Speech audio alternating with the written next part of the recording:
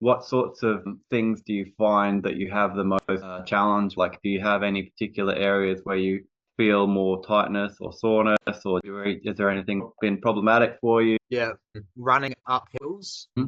prolonged running up hills, I Mhm. find quite difficult. Maybe I just need to do more of it. I'm not sure. But this year I was doing quite a few of the Golden Trail series races in Kunani in Tasmania. I started pretty fast, and knowing the track would go from wide to sort of single track pretty quickly Mhm. just before the up. So I want to get a good like positioning on the hill. I found myself getting past on the Okay. hill pretty quickly. I just wasn't able to keep up a good pace compared to the other competitors. Relatively, your weakness is uphill. Yeah, I think so.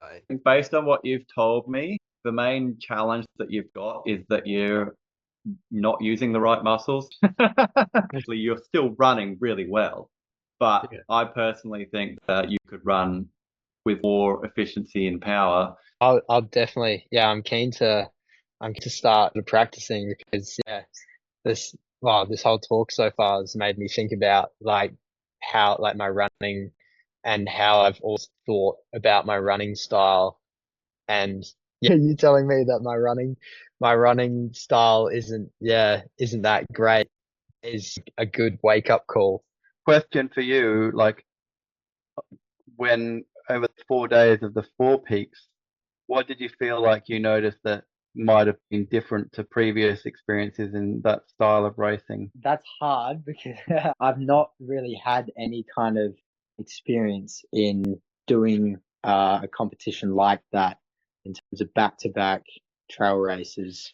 Knowing I'd be doing these back-to-back races, I 100% wanted to use this like, technique so that my legs won't be sore the next day after the first race. Would that happen normally if say you go back a month or two, Yeah. if you did a hard race like that, would you get pretty sore or? Yes, absolutely. But the difference between the races that I've usually been doing and Four Peaks is that Four Peaks was only going uphill for the first 3 days.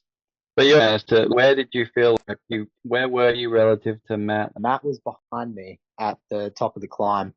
I was surprised that Matt didn't catch up to me on the uphill because I tactically ran really hard and fast in the start of the race, knowing that it was quite a flat course until the first super steep uphill.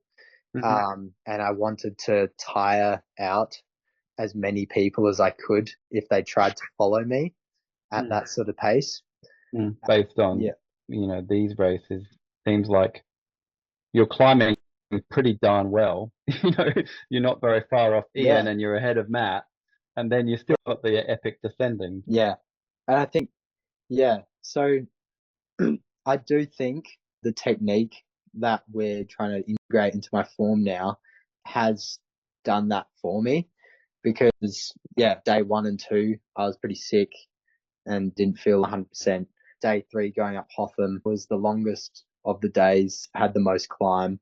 I ended up only being 2 minutes 20 off of the lead, like Matt and Ian at the top. Mm. So I was pretty happy with that.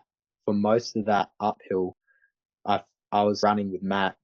It's pretty awesome. Those results are amazing. You got second in the under 23s, and then you've gone and come third overall over a 4 day race where you've never done that before and won the last day ahead of Yeah. like Matt Prian, who is clearly an animal. Yeah. So, and this is like not a great deal of volume of training and no Yeah. experience in this kind of racing. So Yeah. it's Yeah. freaking awesome.